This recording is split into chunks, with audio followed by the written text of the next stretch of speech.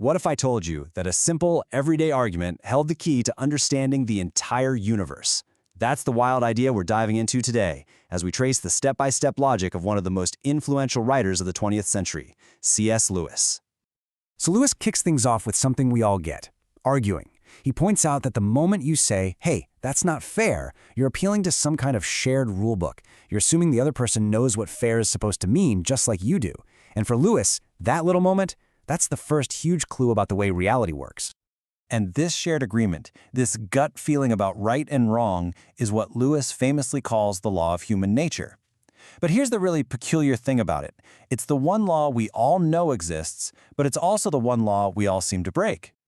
Now, Lewis makes a really crucial distinction here. Think about it. The law of gravity isn't a suggestion for a stone. It doesn't have a choice. It just falls. It's a description of what always happens. But this law of human nature, that's different. It's not about what we do, it's about what we ought to do. We're free to ignore it, and we often do. That freedom, he says, changes everything. So this leaves us in a pretty awkward spot. We're basically haunted by this standard of how we should behave, a standard we totally fail to live up to. We're really quick to call other people out for breaking the rules, right? But for ourselves, well, we've always got an excuse. This tension is the engine that drives his entire argument. Okay, so this inner conflict, knowing the law, but breaking it anyway, led Lewis to ask a much, much bigger question. What kind of universe are we actually living in? He figured there were really only two main possibilities. He boils it down to these two options. Either the universe is just here by random chance, a cosmic accident, or there's something behind it all that's more like a mind, something conscious with a purpose. He also points out that science is great at telling us how the universe works, but it can't tell us why it's here in the first place. And this is where his logic takes a really fascinating turn. See, if there was some kind of controlling power behind the universe, it wouldn't be just another object you could find with a telescope. It would have to reveal itself differently. And Lewis argues that this moral law we feel inside us, this constant nagging pressure to do the right thing, is exactly the kind of inside information you'd expect to find if the religious view was actually true. So if we follow the logic that this moral law points to a mind, a lawgiver behind everything, well then what? This is where Lewis applies that idea to the claims of Christianity, and it leads to what he calls the shocking alternative. The problem is pretty simple. The power that made us also gave us a moral law, and we've all broken it. That puts us on the wrong side of, well, the creator of the universe. So for Lewis, Christianity isn't about giving us a new list of rules and telling us to try harder. Instead, it shows up as a rescue mission for people who have already blown it. This brings us to his most famous argument, the trilemma. Lewis says you just can't call Jesus a great moral teacher and leave it at that. Think about it. A man who says the things Jesus said, claiming to be God, isn't just a good teacher. He's either a liar on an unbelievable scale, he's dangerously insane, or he's telling the truth. For Lewis, just calling him a nice guy isn't a logical option. At the very heart of this rescue mission is the idea of atonement.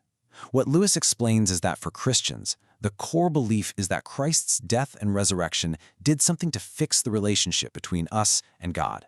It gave us a fresh start. And he was really clear that while there are all kinds of theories about how it works, the main thing is believing that it works.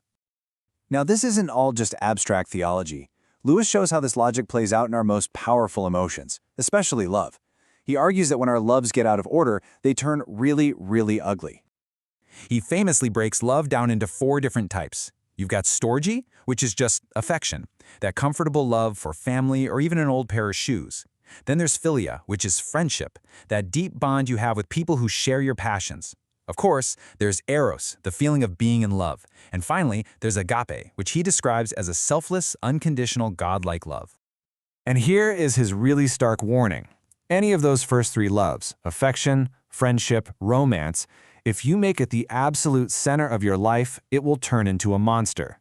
When you expect a person or a relationship to give you ultimate meaning and happiness, you're asking it to be God, and it can't handle the pressure. It will not only disappoint you, it will become a destructive force in your life. So, the point isn't that natural loves are bad. Not at all. For Lewis, divine love, agape, is what keeps the other loves healthy. It's supposed to order them and protect them so they don't spiral out of control and consume us. So where does this whole logical journey end? What's the point of this rescue, this reordering of our loves? Well, for Lewis, the goal is nothing less than a complete and total transformation, kind of like an egg hatching into a completely new creature. Lewis uses this really powerful metaphor to get his point across.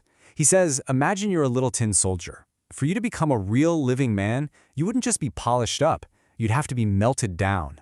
From the tin soldier's point of view, that process would feel terrifying. It would feel like being killed. You're not being improved, you're being remade.